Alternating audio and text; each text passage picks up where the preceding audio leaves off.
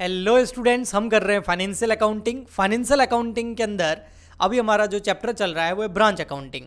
Branch accounting के अंदर हम कंट्रोल ब्रांच कर रहे थे, है ना। ऐसी ब्रांचेज जिसको हेड ऑफिस कंट्रोल करता है और फिर उसकी अकाउंटिंग भी हेड ऑफिस की बुक्स में ही होती है। तो हेड ऑफिस जो है उसका profit and loss, head office branch का प्रॉफिट एंड लॉस कैलकुलेट करने के लिए अलग अलग मेथड्स यूज़ करता है। इसके अंदर first method branch account method हमने कर लिया था पार्ट फर्स्ट के अंदर। आज पार्ट सेकंड के अंदर हम इसका सेकंड मेथड करने वाले हैं जिसका नाम है stock and debtor account method, यानी कि स्टॉक एंड देनदार खाता विधि। ठीक है, ओके। इसका न्यूमेरिकल क्वेश्चन मैं अभी आपको करवा रहा हूँ, वो आपको यहाँ पर स्क्रीन पे शो हो जाएगा। इस क्वेश्चन को कराने से पहले कुछ अकाउंट बनाने होंगे जो कि ब्रांच के अंदर in the books of head office के अंदर स्टॉक एंड डेटर मेथड में बनाए जाते हैं। वो कौन कौन से होते हैं?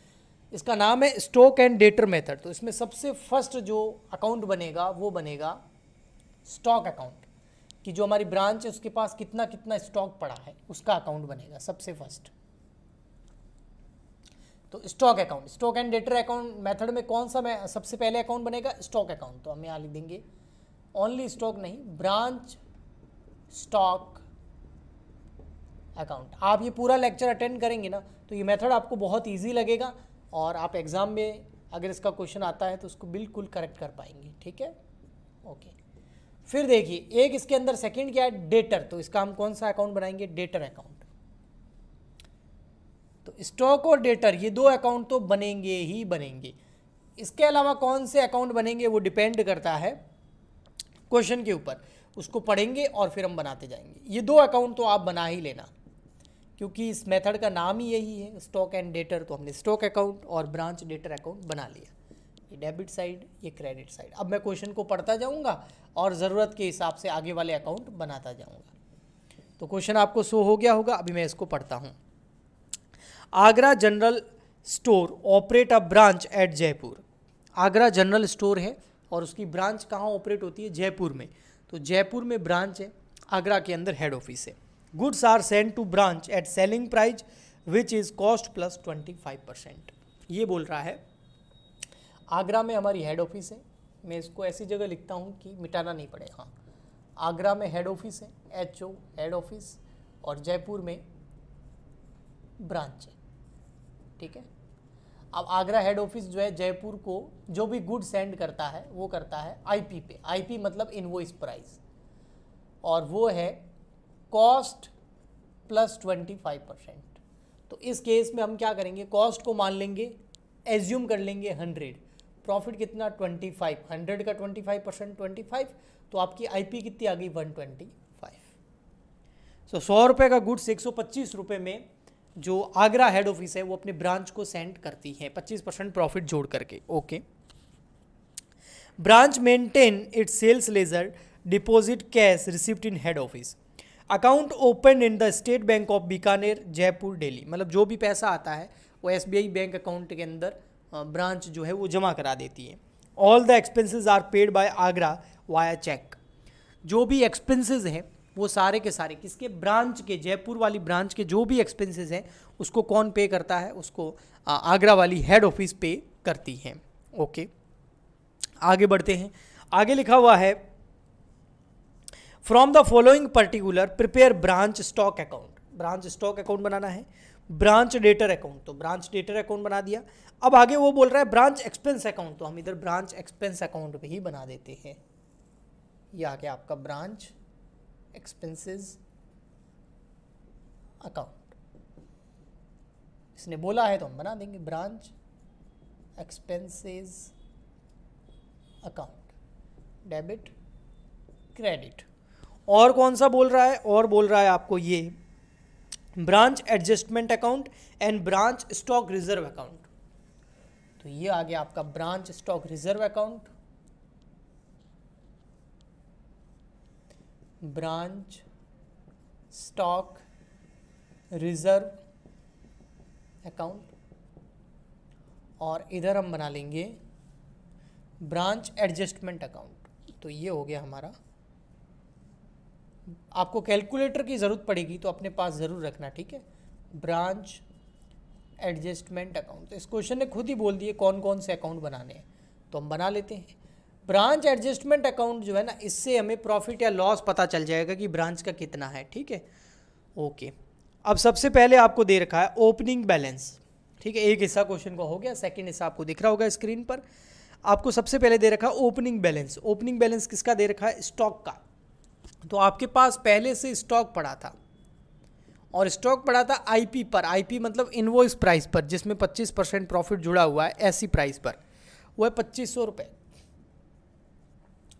बट ये ब्रांच स्टॉक है ना, लेकिन इसमें क्या शामिल है? प्रॉफिट शामिल है। ऐसा प्रॉफिट जो अभी तक कमाया नहीं है, तो उसको अकाउंटिंग के अंदर हम अनरियलाइज प्रॉफिट बोलते हैं। और अनरियलाइज प्रॉफिट को हम अकाउंटिंग के अंदर अगर लिखते हैं तो हमारा प्रॉफिट एंड लॉस की कैलकुलेशन गलत हो जाएगी। तो इसमें से, इस स्टॉक में से जो भी प्रॉफिट जुड़ा हुआ वो मैं निकाल के स्टॉक रिजर्व अकाउंट में डाल दूंगा, ताकि डेबिट में देखो 2500 है ना, तो वो 2500 में से प्रॉफिट निकाल के हम क्रेडिट में डाल देंगे ब्रांच स्टॉक रिजर्व अकाउंट के अंदर, ताकि यहाँ से वो प्रॉफिट कम हो जाए। तो हम उसको ट्रांसफ़र करेंगे इधर bye branch stock. Branch stock से आएगा कितना? 2500। ये 2500 पता है आईपी है, इनवॉइस प्राइस है, और हमारे क्वेश्चन में इनवॉइस प्राइस कितनी है? 125। तो ये 125 पे है, तो 100 पे करेंगे तो कितना आ जाएगा ये? देखो कितना आता है, कैलकुलेट करें। मेरे हिसाब से 500 आएगा ये, 2500। आपके पास भी कैलकुलेटर है तो उसका यूज़ ज़रूर करें, क्योंकि कैलकुलेटर एग्ज़ाम में, अच्छा 100 पे नहीं, इसको लाना है 25 पे। प्रॉफिट चाहिए ना हमको, तो प्रॉफिट तो 25 ही है, तो इसको 25 पे ले आएंगे तो आएगा 500। ओके, ठीक। ओके, आगे बढ़ते हैं क्वेश्चन को। आगे क्वेश्चन में दे रखा आपको ओपनिंग बैलेंस दे रखा है डेटर का, तो वो तो डेटर अकाउंट में आ जाएगा इधर। बैलेंस बीडी कितना है? अच्छा, डेबिट में क्यों आया? डेटर एसेट है ना, तो एसेट डेबिट होती है। स्टॉक एसेट है, एसेट डेबिट होती है, इसलिए डेबिट में लिखा है। सिंपल रीज़न है, अगर आपको नहीं पता है तो। 1400। ओके, नेक्स्ट है क्लोजिंग बैलेंस। मैं क्वेश्चन यहाँ बुक में देख रहा हूँ, आपको स्क्रीन पे शो हो रहा होगा। क्लोजिंग बैलेंस दे रखा है स्टॉक का, तो इधर लिख देते हैं by balance C D, closing balance. और स्टॉक का ये ओपनिंग है, ठीक है, तो यहाँ पे लिख देंगे टू बैलेंस बी डी, और क्लोजिंग में बाय बैलेंस सी डी। ये आ जाएगा आपका ओपनिंग बैलेंस 2000, क्लोजिंग बैलेंस 2900, और ये भी आईपी पे है। तो इसमें से प्रॉफिट निकाल के स्टॉक रिजर्व में डाल देंगे। क्रेडिट में तो हम डेबिट में डाल देंगे, इधर लिख देंगे टू ब्रांच स्टॉक अकाउंट, वहाँ से आया है स्टॉक रिजर्व अकाउंट के अंदर हम ट्रांसफ़र कर देंगे। कितना है? 2900 डिवाइड बाय 125 मल्टीप्लाई बाय 25 कर दो। जब आप ये करेंगे तो इसके अंदर ये कितना आएगा? देखो 2900 डिवाइड बाय 125 मल्टीप्लाई बाय 25, 580, 580 रुपये। ओके, तो ओपनिंग जो स्टॉक होता है उसका, अगर उसके अंदर प्रॉफिट जुड़ा हुआ है तो ब्रांच रिजर्व अकाउंट के अंदर, क्लोजिंग वाले का भी ब्रांच रिजर्व अकाउंट के अंदर। अब आगे क्वेश्चन पढ़ते हैं।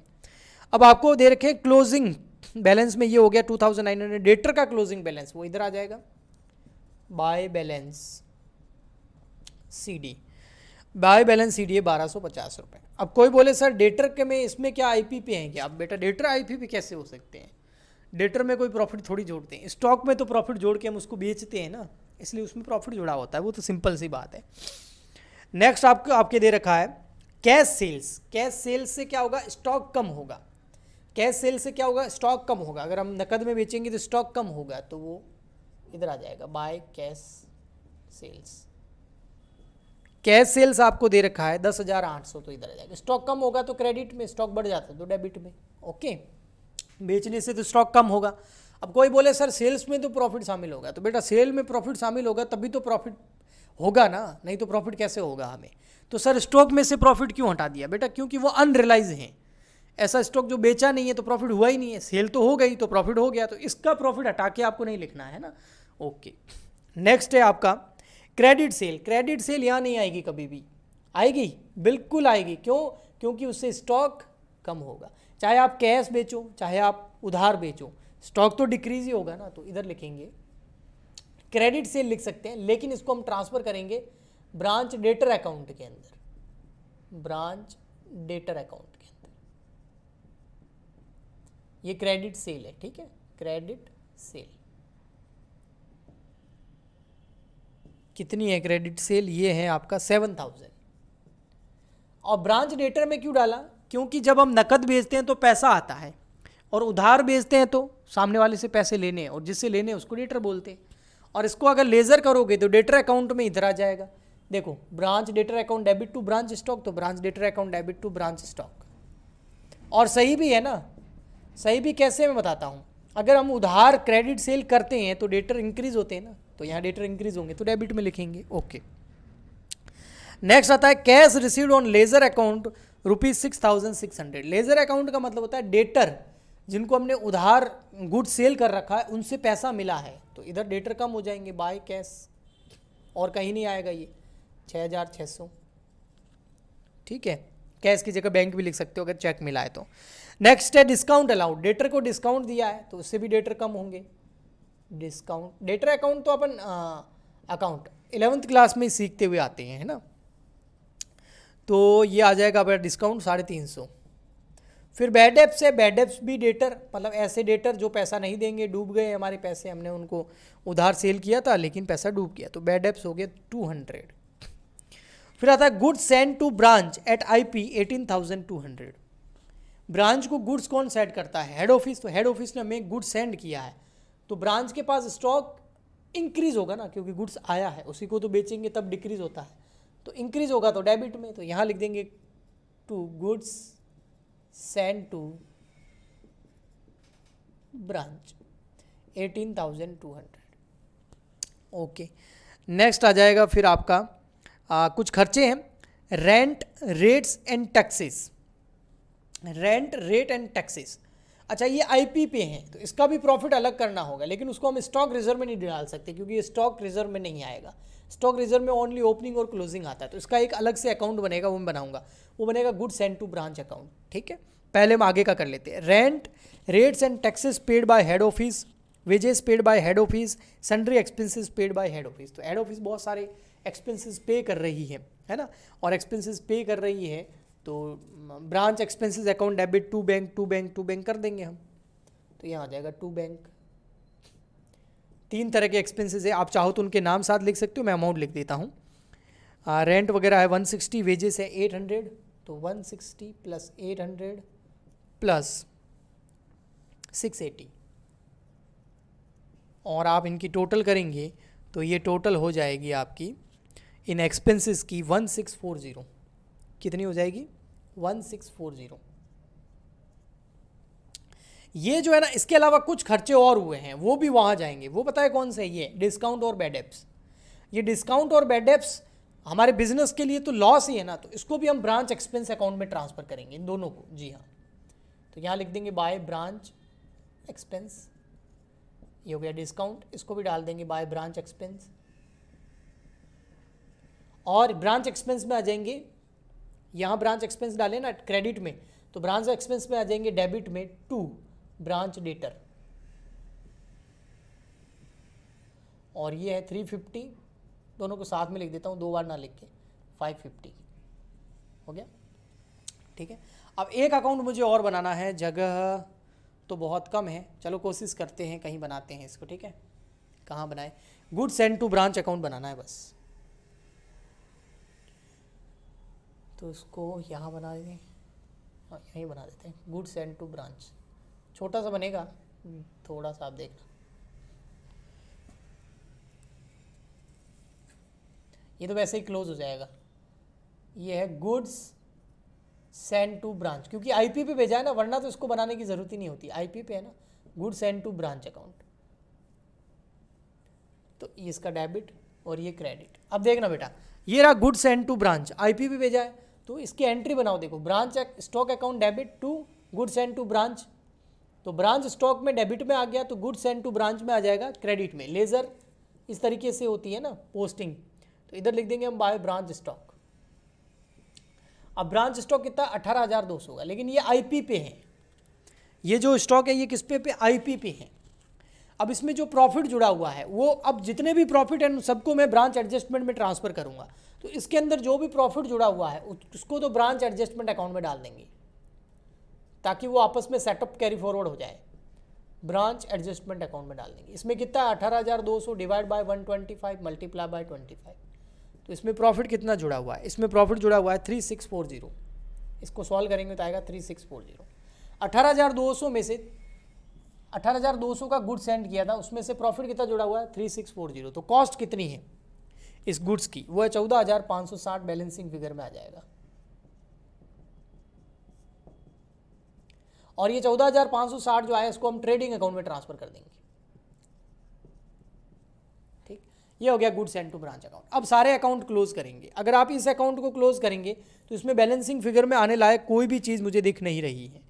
तो मुझे लगता है इन दोनों की अगर आप टोटल करेंगे तो ये हो गया आपका 21 की 20, ये हो गया 7 और 8, अच्छा 14,000 थोड़ी है, 1400 है, 8,400, और इधर की टोटल करेंगे तो 8,400 बराबर आ गई। कई बार इससे बैलेंस भी निकलता है, कई बार क्वेश्चन में क्लोजिंग बैलेंस नहीं दे रखा होता है तो हम निकाल सकते हैं, ओपनिंग निकाल सकते हैं, या ये क्रेडिट सेल निकाल सकते हैं, है ना, तो वो बैलेंसिंग फिगर भी आप निकाल सकते हैं। लेकिन यहाँ सब दे रखा था तो बैलेंस इक्वल आ गया। ठीक है, यहाँ पर देखेंगे तो इसमें देखिए क्या आएगा। इसमें देखिए मेरे हिसाब से ये भी बराबर ही आना चाहिए, क्योंकि ये हो गया आपका टोटल, पहले से स्टॉक 2500 का पड़ा था, 18,200 का और आया, तो 20,700 आपके पास स्टॉक आया।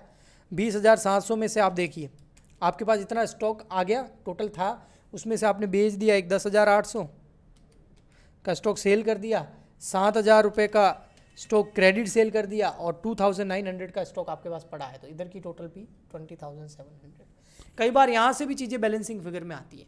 अब कोई बोले सर ये सब इक्वल कैसे आ गया, तो बेटा हर चीज़ आईपी पे है। ओपनिंग स्टॉक आईपी पे, गुड सेंड आईपी पे, कैश सेल्स आईपी पे, क्रेडिट सेल आईपी पे, क्लोजिंग स्टॉक भी आईपी पे है, तो फिर बैलेंसिंग फिगर कहाँ से आएगा। तो सर प्रॉफिट कितना हुआ, लॉस कितना, वो कैसे पता चलेगा, वो चलेगा बेटा यहाँ से, ब्रांच स्टॉक रिजर्व अकाउंट से, ब्रांच स्टॉक रिजर्व। ठीक है, एक तो यहाँ से पता चलेगा। ये जो ब्रांच स्टॉक ओपनिंग में आपने रिजर्व, ओपनिंग जो ब्रांच स्टॉक है इसमें कितने का 580 का इसमें जो प्रॉफिट जुड़ा हुआ था, इसको हम कहाँ ट्रांसफ़र कर देंगे, इसको हम ट्रांसफ़र कर देंगे ब्रांच एडजस्टमेंट में, बाय ब्रांच एडजस्टमेंट। ये प्रॉफिट जितने भी होंगे लास्ट में उनको ब्रांच एडजस्टमेंट पर ट्रांसफ़र कर देंगे। 580, ये 580 है, ठीक, ओके। और ये वाला 500 है, इसको भी ब्रांच एडजस्टमेंट में डाल देंगे। तो अब इनकी टोटल करोगे तो इक्वल आ जाएगी, कितनी आएगी 1080। तो ये बराबर आ गया, ये बराबर आ गया। एक्सपेंसेस जितने भी है उनको भी कहाँ ट्रांसफर करेंगे, ब्रांच एडजस्टमेंट में, क्योंकि प्रॉफिट भी ब्रांच एडजस्टमेंट में तो एक्सपेंसेस भी ब्रांच एडजस्टमेंट में जाएंगे। एक्सपेंसेस की टोटल आ जाएगी आपकी 2190।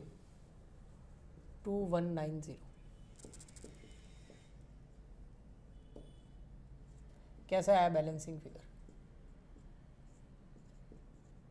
ठीक है, ओके। तो ये बराबर आ गया, ये बराबर आ गया। इसका कहाँ डाला, ब्रांच एडजस्टमेंट में। तो अब इसकी देखो, branch adjustment account debit to branch expense, तो इधर ब्रांच एडजस्टमेंट में क्या आ जाएगा, ब्रांच एक्सपेंसेस, कितना आ जाएगा 2190, ओके। तो ये हो गया। और देखो आपको कहीं ब्रांच एडजस्टमेंट दिखे तो, यहाँ कहीं है नहीं, यहाँ कहीं है नहीं, यहाँ है, ये देखो ये ब्रांच एडजस्टमेंट दिख रहा है, ये इधर चला जाएगा। यही तो मेन प्रॉफिट है 3640 जो जुड़ा हुआ था, बाय ब्रांच एडजस्टमेंट 640। और इसके अलावा और कहाँ है और ब्रांच एडजस्टमेंट, ये रहा, तो यहाँ आ जाएगा बाय ब्रांच एडजस्टमेंट, नहीं इसमें आएगा by good send to branch, ये ना गुड सेंड टू ब्रांच। यहाँ आ जाएगा बाय ब्रांच, और यहाँ ब्रांच एक्सपेंस आ गया। ये ब्रांच स्टॉक रिजर्व, तो यहाँ ब्रांच एडजस्टमेंट है ना, तो बाय आ जाएगा by branch stock reserve. Ledger के अंदर पोस्टिंग करते हैं ना, इसी तरीके से करते हैं। इधर ब्रांच एडजस्टमेंट है तो इधर आ जाएगा टू ब्रांच स्टॉक रिजर्व। ये आ जाएगा आपका ब्रांच स्टॉक रिजर्व, कितना आ जाएगा ये 580, 580। तो ब्रांच एक्सपेंसेस आ चुके हैं, ये आ गया है, और उधर आपका 3640 आ गया, 500 आ गया। अब इसमें हमें टोटल करना है, अगर क्रेडिट साइड में बैलेंस आता है तो लॉस हो जाएगा, डेबिट में आता है तो प्रॉफिट हो जाएगा। तो आई थिंक ये ज़्यादा ही दिख रहा है इधर का। 3640 प्लस 500 करेंगे तो आपका आएगा 4140, और उसमें से ये 2190 और 580 आप लेस करेंगे तो आपका आ जाएगा 1370 रुपये। ये हो गया आपका ब्रांच या प्रॉफिट, है ना। तो इसको हम ट्रांसफ़र कर देंगे P&L अकाउंट के अंदर, ठीक है। तो इस तरीके से अगर branch and stock debtor and stock method आता है तो उसका सॉल्यूशन इस तरीके से होगा, ठीक है। आप चाहे तो पूरा स्क्रीनशॉट ले सकते हैं इसका, मैं साइड में हट जाता हूँ, ठीक है। और इतना करते ही इसमें मैंने समझाया है इसलिए थोड़ा ज़्यादा टाइम लगा। अगर आपको आता है, प्रैक्टिस है, तो ये 10 मिनट में क्वेश्चन हो जाता है और अच्छे नंबर आपके आ सकते हैं। और हम मिलते हैं नेक्स्ट लेक्चर के अंदर। अगर इन लेक्चर से आपको हेल्प मिल रही है तो please like, share, subscribe and comment करके ज़रूर बताएं। आज के लिए इतना ही, मिलते हैं नेक्स्ट वीडियो में। Goodbye, thank you.